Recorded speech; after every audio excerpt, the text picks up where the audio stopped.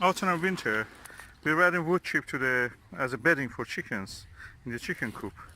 And now wood chip is mixed with the lots of chicken manure. Practically is compost, chicken compost we can call it.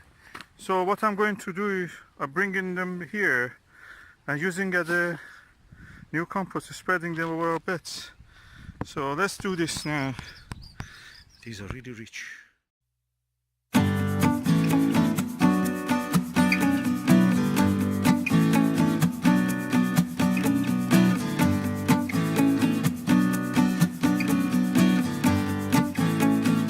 So I'm going now to harvest a few of these flowers for home, and these are beautiful.